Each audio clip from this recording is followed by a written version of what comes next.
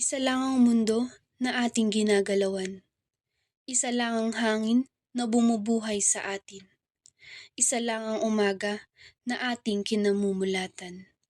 Tayong mga tao, babae at lalaki ang pinagkaloob ng kasarian, na pantay na ginawa at pantay na minahal ng ating poong may kapal.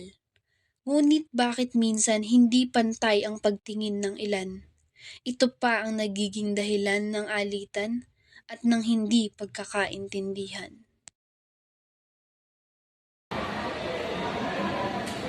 Uy, mga pare, nag-classmate na tayong babae. Ano ko yung nasa isip mo? Ibabulin na naman yan ang ito, Maris. Bakit? Kukontrahin mo ako? Paano ko kontra? Pagtulungan pa kita. Kaya, may pwede siya kasi dapat hindi siya nandito. Excuse me, gusto lang sa akin kung alam niyo ba kung may nag-promise sa inyo? Yes, ma'am. Congrats na. Bawal mahina dito. Kaya hanggat maaga pa, umalis ka na. Umalis ka na. Umalis ka na. Okay, good morning, class. So, I'll be your teacher for gender society. So, before I start my class, I want this section to have a leader that I can communicate for the announcements or some areas of our subject. So, anyone who's volunteer? Yes, Miss Suri? Risha. Ayaw po namin. And why is that? Ang mabaya mo siya yun eh. Ba't kami nila sa kanya? Ang pagalit kami dyan. Iiwanan po kami na magsusumbong sa inyo. Girls, ang dapat ay wala kang kayo. Hindi ko kaya. Ano sabi mo ngayon? Dahil po babae lang siya. Babae lang? Lalaki lang? Mahina? Hindi kaya? Bakit ibinabase sa kasarian ang kakayanan ng isang tao? Paano tayo umabot dito? Ganito na lang ba talaga? Hahayaan ba nating ito ang maging patuloy na sistema? No.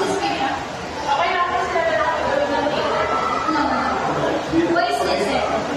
What is this?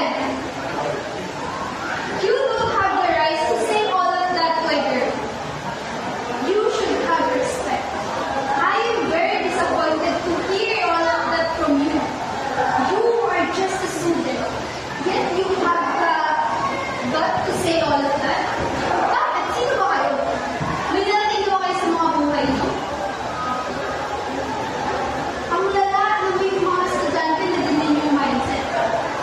Wala tayong karapatan na discriminate na kahit na sinong tao.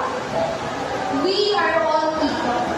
Genders should be equal. We are living in a nation that discriminating is sexist. And we shouldn't let that system come into our senses. We should learn and respect. We should understand, accept the differences and capabilities. Don't be too full of yourself. Remember that your mother is a woman. Your mother is the one who's still sacrificing for your life, for your future. And yet, ganyan kayo magsalita sa babae.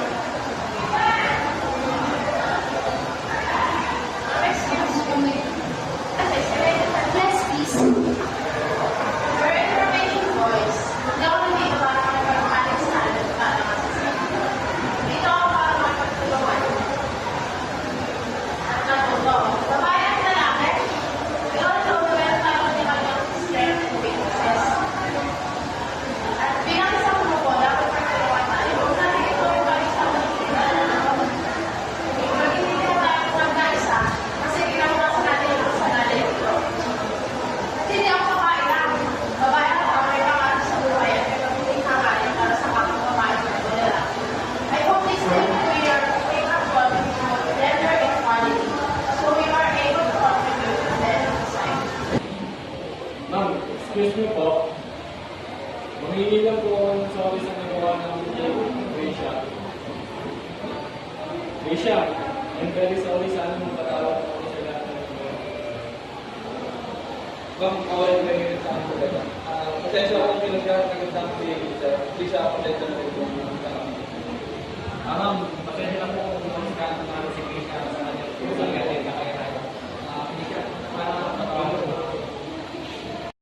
Babae at lalaki, magkaibang kasarian, may kanya-kanyang kakayanan at kalakasan. Ngunit hindi ito ang dapat na maging dahilan ng mga alitan. Tanggapin natin ang ating pagkakaiba. Irespeto natin ang bawat isa. Gender equality is a fundamental right and a necessary condition for creating a better society. By promoting gender equality, we can create a world where all individuals can thrive and contribute their fullest potential.